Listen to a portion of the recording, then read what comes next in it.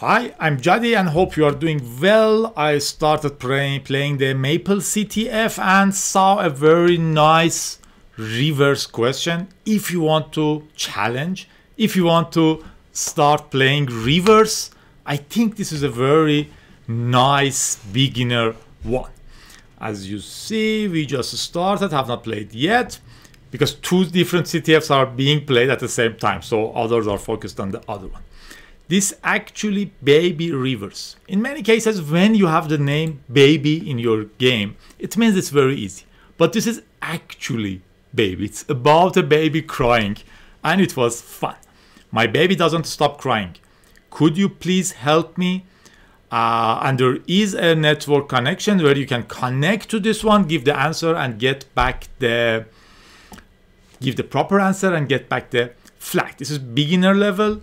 It's higher than intermediate. This is at least good.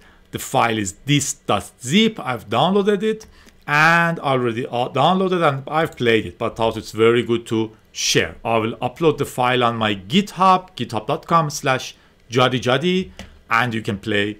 You can find some CTFs I played there for later reference. A shout out to this very beautiful challenge, MapleBacon.org.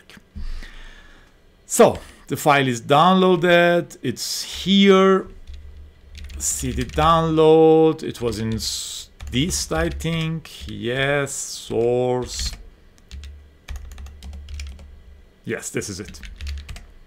You can play using Chal. Always when we start, we play it a couple of times to see how it works. This baby does not stop crying, please help, I don't know what it wants. Maybe we should try to make it happy, make happy. Says the baby did not like that. Testing. The baby did not like that. After a couple of tests, I found that when I enter numbers, answers are different. You hand the baby a cute squish toy in the shape of blah blah. The baby is not confused. So something is happening. Another thing we always try is strings. You can go with strings on Chal. It will show you human readable strings there. And there are lots here. For example, it says flag.txt, so it reads flag somewhere. There is one which says flag file not found. If this is a local environment, include a flag.txt with this one, and I will show that. This is for testing. You started playing Baby Shark, okay. The baby is hypnotized for a few seconds by the colors. The baby holds on the bottle. It sighs and continues to cry. You wrap the baby in a tie and warm blanket. Different things are happening, so it's like a game. Most probably I can guess that there are different sections of the game. Something else we always try is things like strace and ltrace. Strace, Chal. It shows you the calls. For example, says I'm mapping some memory, I'm doing something, I'm writing on the screen this one, I want to read something, okay. Testing. After giving a test, it says, okay, reading ES, so separating parts. The baby did not like that. Nothing good for us. Sometimes you see calls here, compares here, and these kind of stuff. So our next weapon is decompiling the program to see how it works. If it doesn't work, we will go for something like running it instruction by instruction and see what is happening. Like R2 is my choice if I want to go deeper and deeper. But for this level, IDA is a very cool tool. I can run it with no hop. I'm not sure if I have it running or not, but anyway, for me it's in the bin. IDA 64. Okay, we will run it. It says which program do you want to work on. I already have this open. Have used it. Okay, this font size doesn't work. IDA is a very nice decompiler if you want to use. They have a paid version which is very expensive for me, but there is also a free version which you can use for non-commercial things like this one. In most cases we start from the main. On the main, really I cannot change the font size. Okay, sorry, it's small for you. Okay, no problem. Here you can see that we have different things. Starts, calls a sub here, writes these on the screen, then prints this prompt, then says call this subroutine. If it's not equal 1, the return address, return this and go out of the program. So this subroutine should return back 1 up to now. Then it writes something else. It seems the first stage is done, and on the second stage it says, I don't think that the baby wants to play. Try something else. Read something else and calls this subroutine. If the return back value is not 1, it again returns something, so out of the program. If it's 1, it goes to the next stage and says, okay, the baby is full. Most probably I'm feeding it here. I can probably put it to sleep. Then read something, calls this subroutine. If the return value is not 1, it again returns something and program is ended. If the return value of this function is 1, it says, oops, you forgot to burp the baby. The baby begins to burp. Most probably this reads the flag file and shows the flag file as a bird, which is fun, and says, what a strange choice of baby's first words to you, to the world. Very fun. So we have 3 subroutines. Each reads something and should return 1. Let's go to the first one. The first one is this. What it does.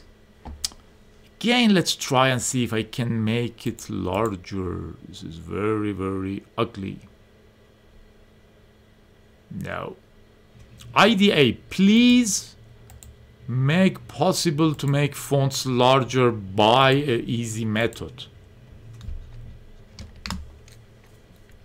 Okay, this is the first subroutine we found. Moving between different things. This is my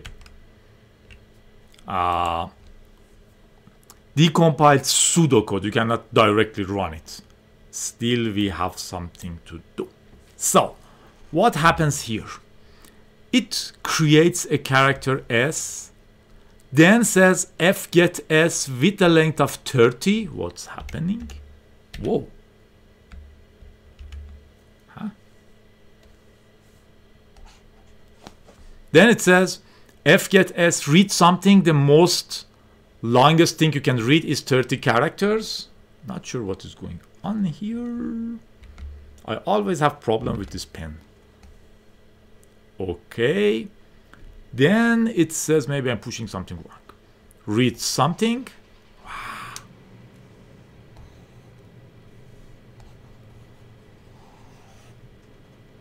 Still, it's beautiful, but it's not what I want.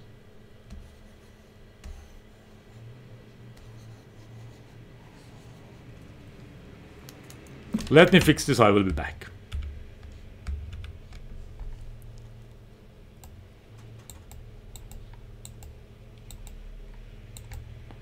Okay, so it's about the pen.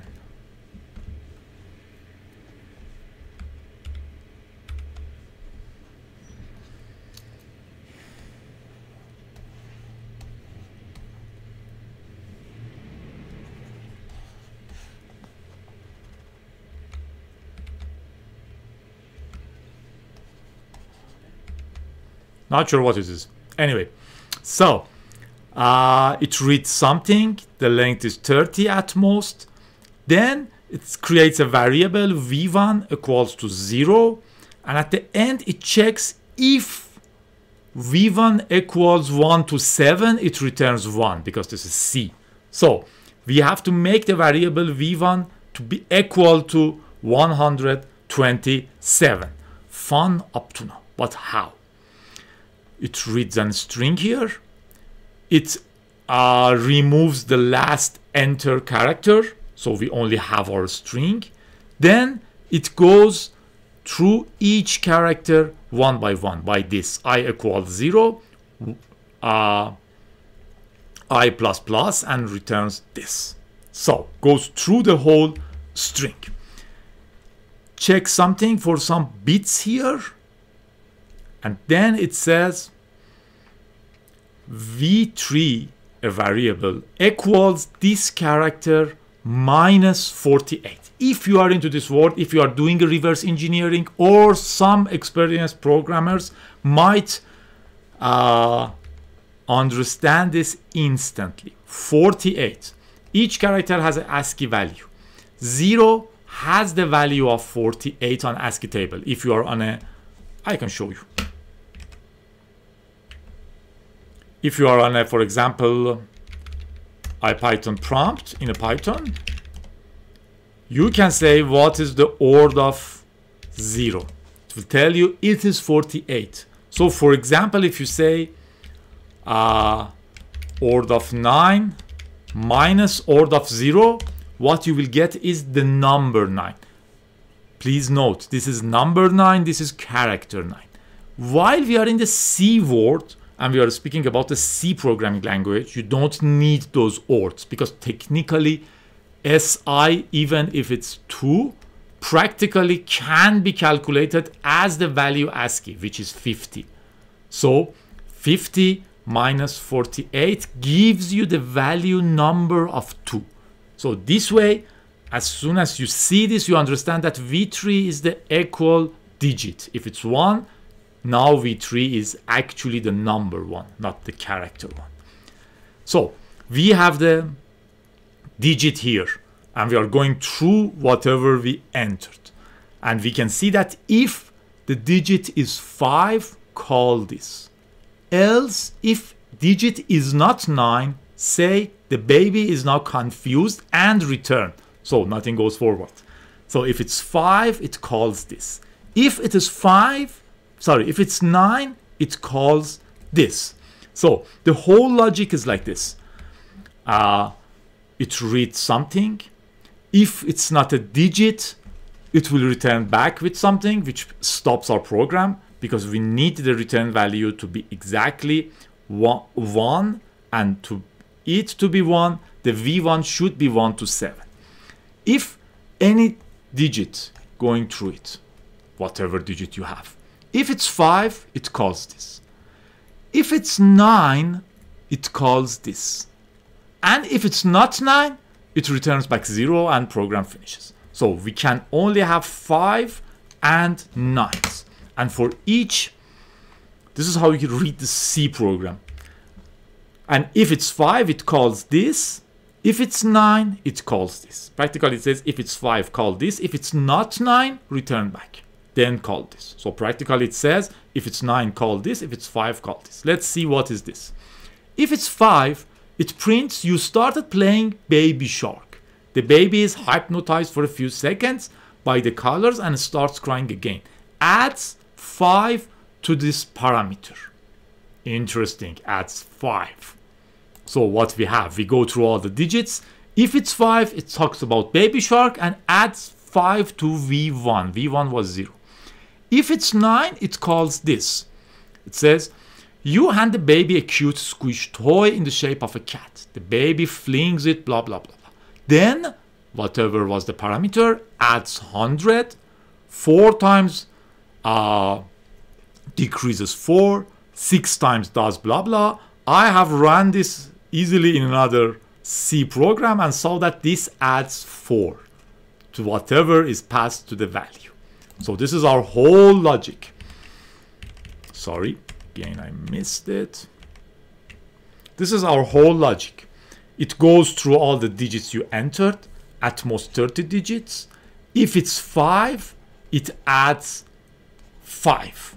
If it's 9, it adds 4. And at the end, if the value is 1 to 7, it returns back 1.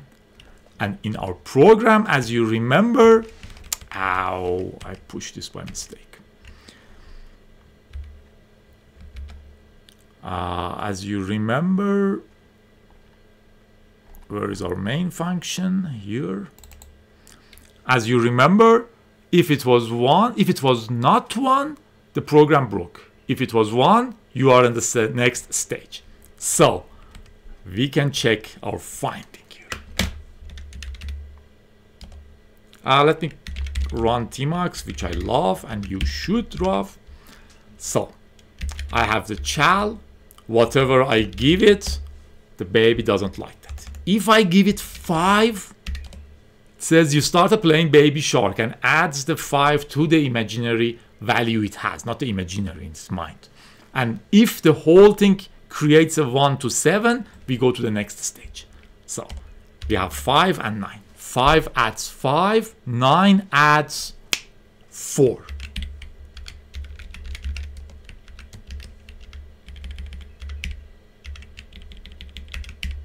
Okay, so I need 1 to 7. I've already played this and know the answer. I had to do a calculation and see how can I make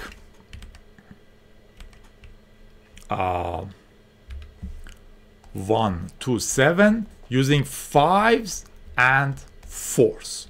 It's kind of easy because you have the 7. 7 is 5 plus 2 something.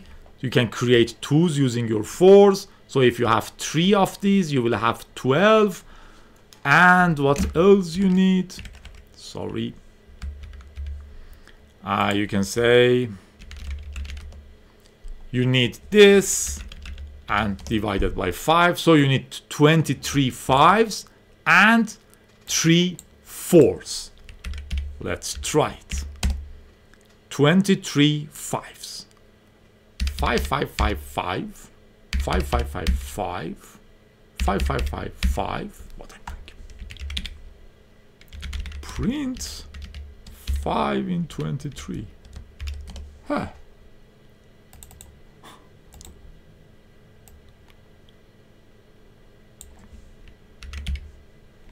So not this one, this and 3 4s. Ow!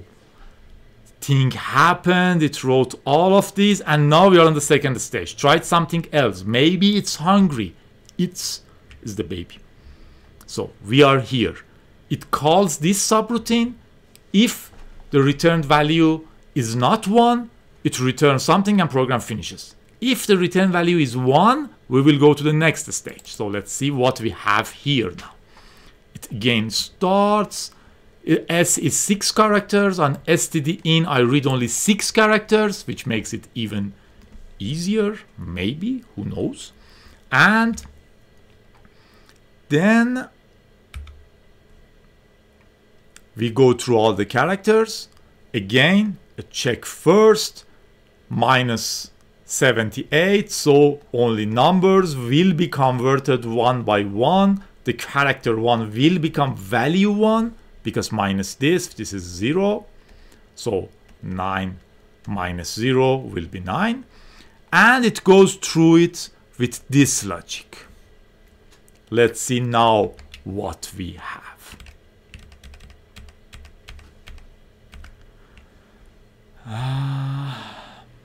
Oh, and the last part is also fun. It says if the digit is 4, do this. Else, if the V3 is larger than 4, go to this 14 here. Baby is now confused. If it is 1, the digit is 1, run this. And then return back this. So if it's returning back something, it will break. So it shouldn't be 1. If it is not equal to 2, say the baby is not confused. So we can only have 4 and 2. 4 will run this, 2 will run this. And then it checks if the reminder to 3 is 1. If the reminder to 4 is 3, and if the reminder to 5 is 1, it returns 1. So we need to find something to satisfy this strange calculation. Let's check this one. If the value is 4, it goes here. Adds 6. Easy. We can write this down somewhere. Let's write it here. So if it's 4, it adds 6.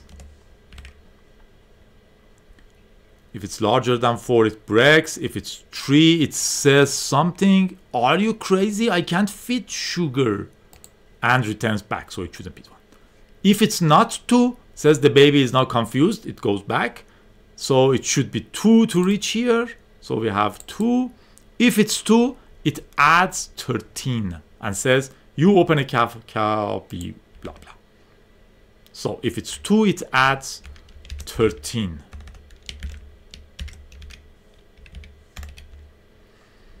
And we need something to satisfy this. I can just copy this. Could be even easier. Copy it. I will go here. I will go to my IPython. I have it here, which is not valid because yes, this is Python. So I have to say and I don't have v1. So v1 is 100, for example. This is false. So I can say for v1 in range of 100, test 1 to 100, 0 to 100. And if, like this, if this is true, print v1. Okay, number 31 and number 91 satisfied this. But can I create 31 using this or 91? I have to reach one of these. We can try. I've already did and it's possible, but I don't remember the number. 31 minus 30. Okay, so it's easy. 80 to 6, that would be 3. So I need 1 13 and 3 6s. 2 4 4 should work. 3 6s. Let's try.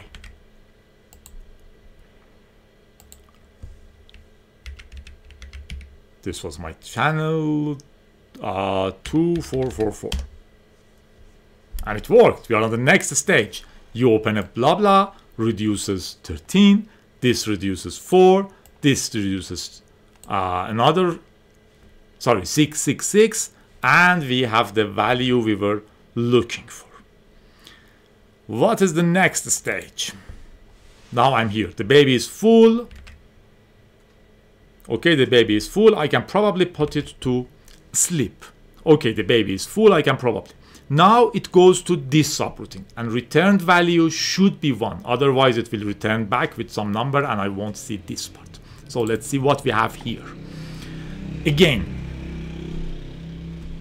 same logic. That's why this is a beginner level. It reads something, removes the last return, while 2 do forever. For sure it doesn't do this forever.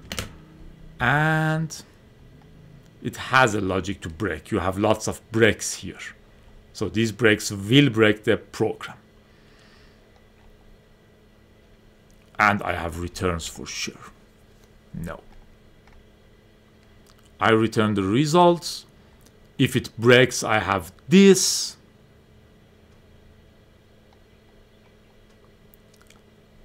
So how does this work?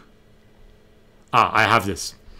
If S4, which is what I read, is finished, because here it reads S4, it reads S, and then says S, V4 is 0, then most probably it adds to V4 each time. Yes, plus plus V4. So it goes through characters one by one. Again, it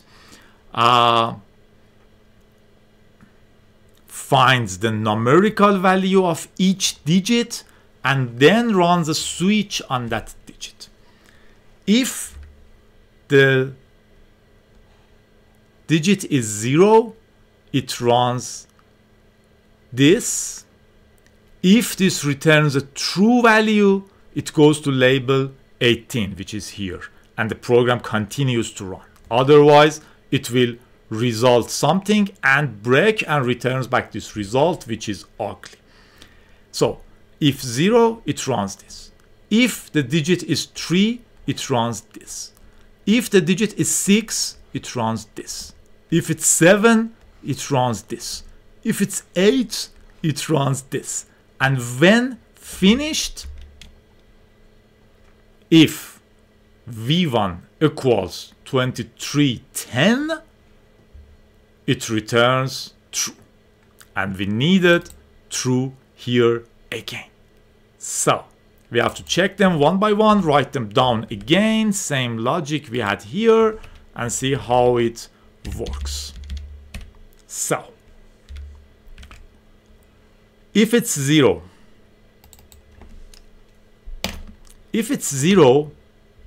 if the value is not 3, returns 0. Otherwise, it multiplies it to 7. So it says 0, if not 3, multiply by 7. Okay, and when it's not 3, it returns 0. Otherwise, it multiplies it by 7. So practically, it multiplies 3 by 7. If not 3, return back this. If it's 3, it runs this. 1155 multiplied by 2. So this was for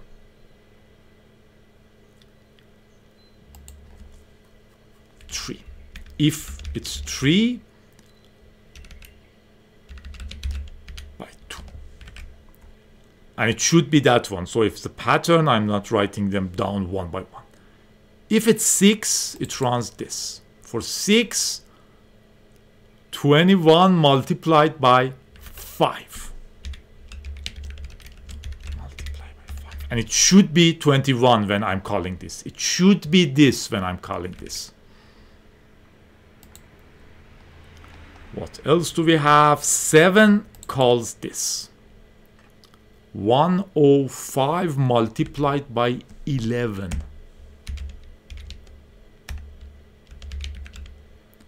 105 multiplied by 11.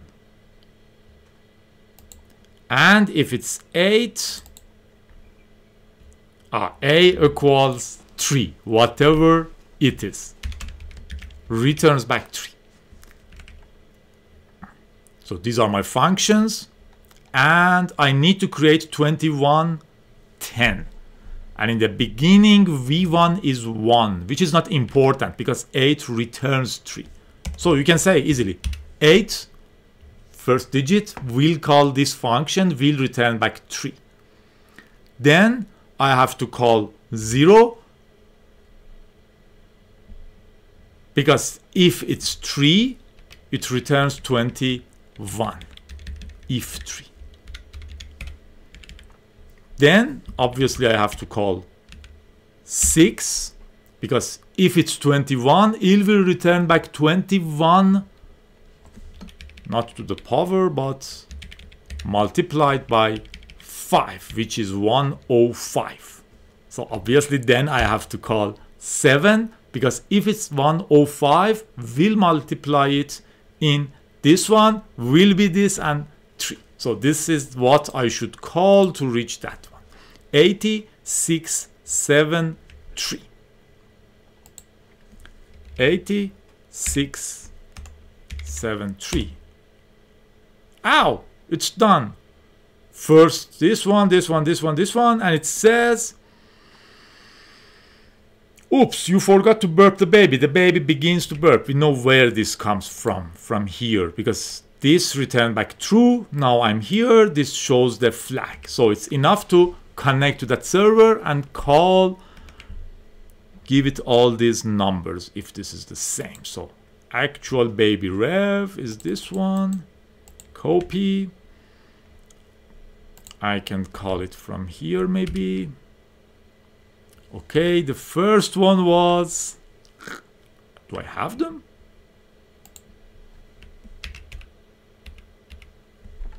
The first one was this.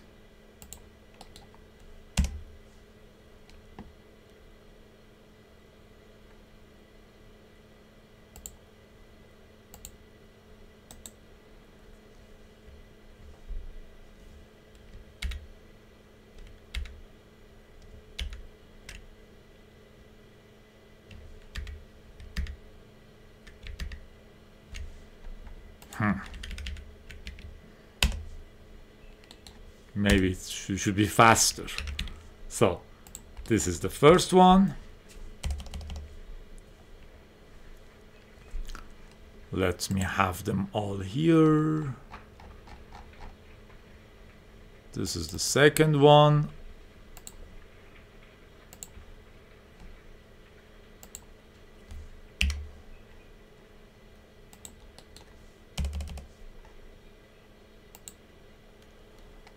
And this is the last one.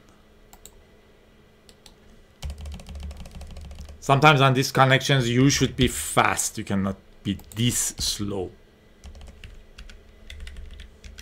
Okay, once more. The first one is this one. The second one is this one, and the third one is this one. Okay, this is the flag. Maple, the baby crying is worse than this reversing for sure. This was not a very nice video, but anyway, this is life. Not the best one, but I think this is a best practice for people who want to start working on reverse challenges. Let's go to the next ones and see how they will go.